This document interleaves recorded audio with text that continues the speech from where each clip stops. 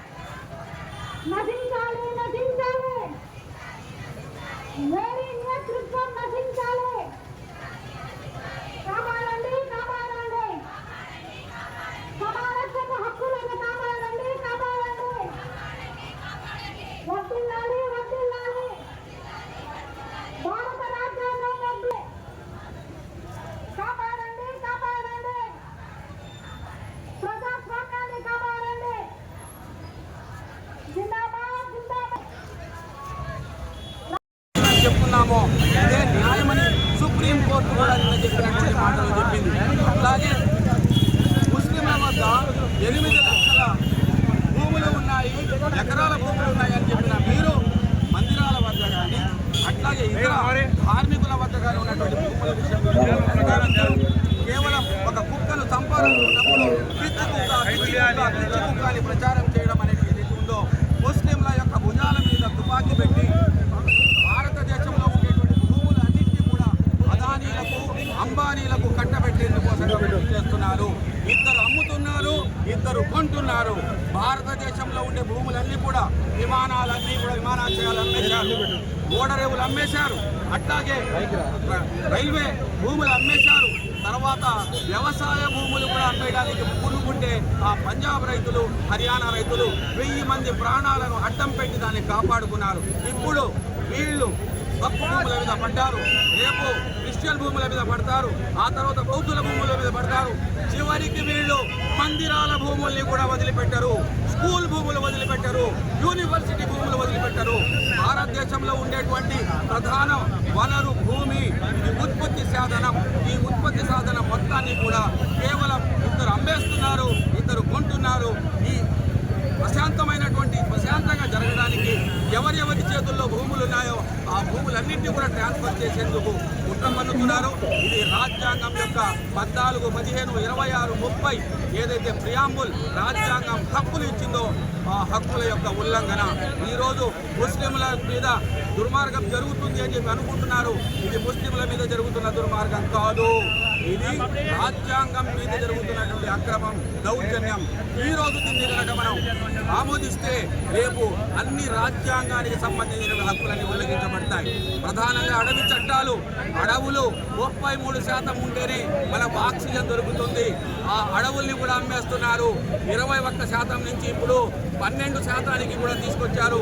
ఈ విధంగా మనం మాట్లాడుకోవాలంటే ఆక్సిజన్ సిలిండర్లు పెట్టుకుని మాట్లాడలేటువంటి దుర్మార్గమైన పరిస్థితి వస్తుంది. కాబట్టి ఈ చట్టాల్ని కేవలం ముస్లింల చట్టంగా కాకుండా భారత రాజ్యాంగం మీద జరుగుతున్న దాడిగా భావించి ఈ దేశంలో ఉండేటువంటి మెజారిటీ ప్రజలు ఈ చట్టాన్ని ఖండించాలి, ముస్లింలకు ఈ ఉద్యమానికి సపోర్ట్ చేయాలి. అదే సందర్భంలో రాష్ట్ర ప్రభుత్వం కేవలం అమరావతికి లక్షల కోట్ల రూపాయలు సంపాదించే కోసంగా ముస్లింల యొక్క ఆత్మగౌరవాన్ని, వాళ్ళ ధార్మిక ఉనికిని ఈరోజు బలి చేస్తుంది. ఉరి కంబం మీద ఎక్కించి తన పబ్బం గడుపుకోవడానికి పనిచేస్తున్నటువంటి రాష్ట్ర ప్రభుత్వానికి కూడా ఈ సందర్భంగా మేము హెచ్చరిస్తున్నాం. ఇప్పటికైనా డిమాండ్ చేస్తా ఉన్నాం.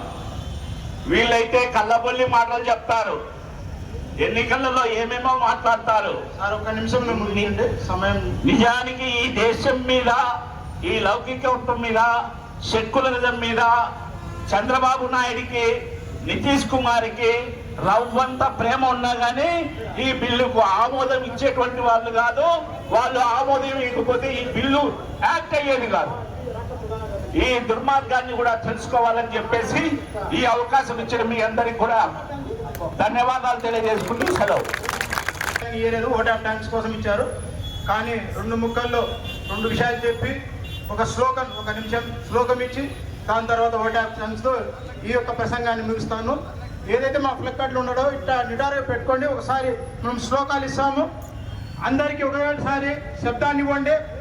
రద్దు చేయాలి వక్ఫ్ సవరణ చట్టం, రద్దు చేయాలి వక్ఫ్ సవరణ చట్టం, కాపాడండి కాపాడండి రాజ్యాంగాన్ని, కాపాడండి కాపాడండి కాపాడండి రాజ్యాంగాన్ని, కాపాడండి కాపాడండి కాపాడండి రాజ్యాంగాన్ని, కాపాడండి. సర్వమతాల ఐక్యత, సర్వమతాల ఐక్యత, సర్వమతాల ఐక్యత.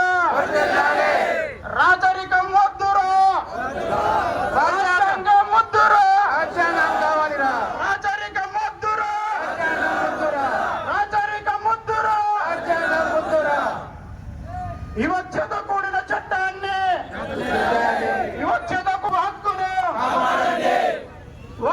ఆస్తి దేవుని ఆస్తి, దేవుని ఆస్తి భారతీయులమైన మనమందరం రాజ్యాంగానికి లోబడి జీవించాల్సిన ప్రాధాన్యత ఇప్పుడు సంతరించుకుంది. దాన్ని మనం ప్రజల్లోకి తీసుకోవాల్సిన బాధ్యత మనపై ఉంది, మనపై ఉందే